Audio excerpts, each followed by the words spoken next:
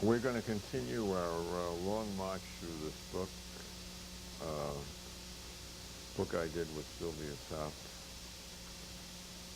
and well-known people as children. There we are.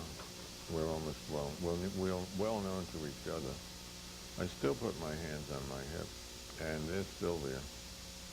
She's still a hip chick, woman.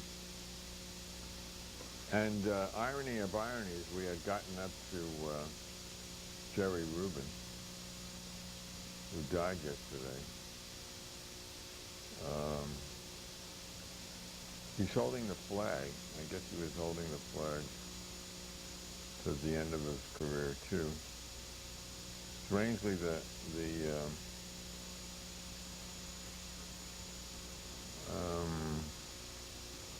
when Israel was a child, then I loved him. All right. He was born in 1938. And he died.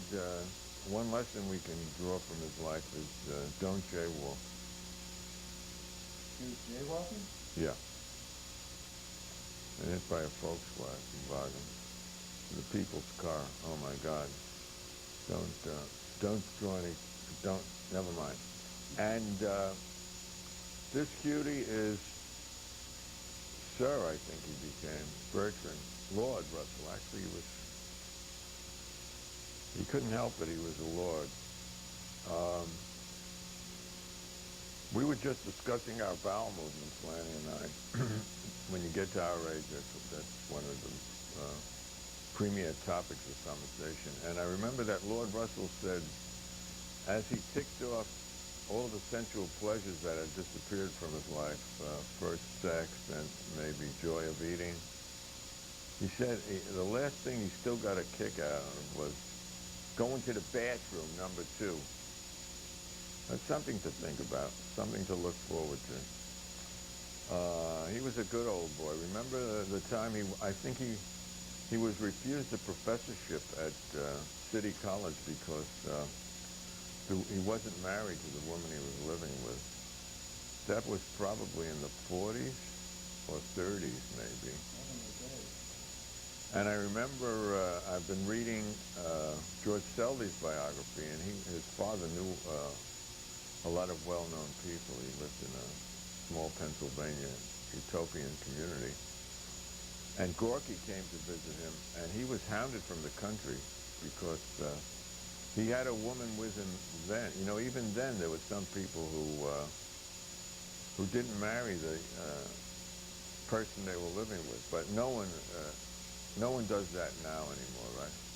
Oh, no. No.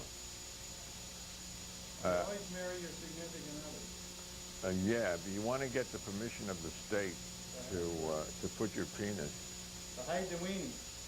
To hide the weenie, or to take the weenie and hide it. Because without those jerks at City Hall, the state capitol, or in D.C., I mean, before you know it, everybody would be doing it. Yeah. You wouldn't want that. No. So what's next? Speaking of hiding your weenie, that's right. No, a little higher.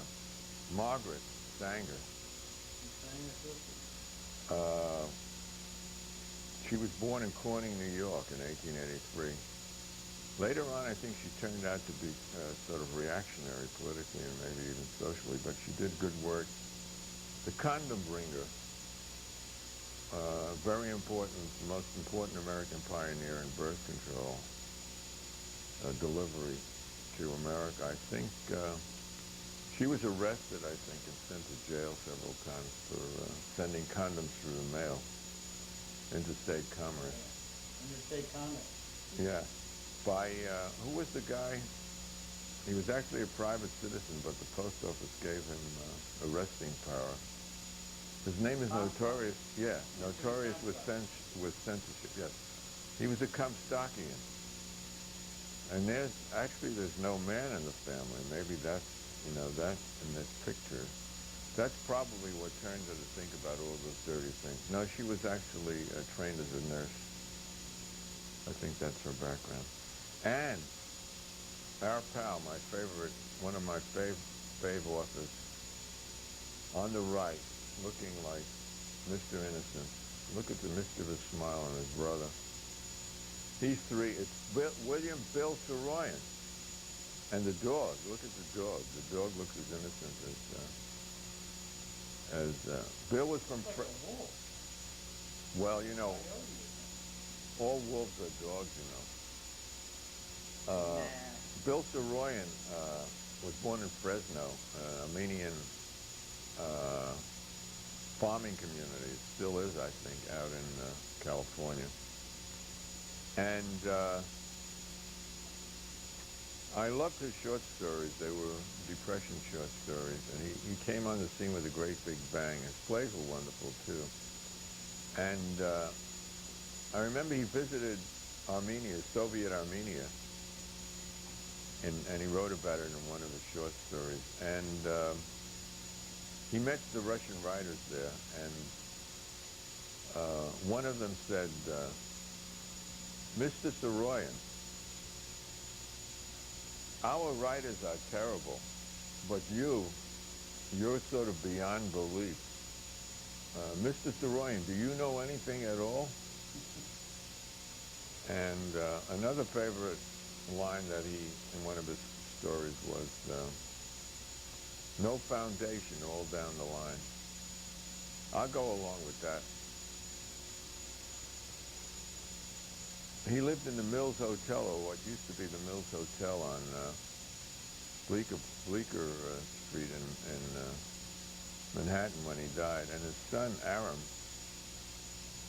is a well-known poet. I think he's a concrete poet. Although how you make poetry out of concrete, I don't know. I think the concrete poet should be considered graphic artists. I think language has a special function. And it has to do with speech. But who am I?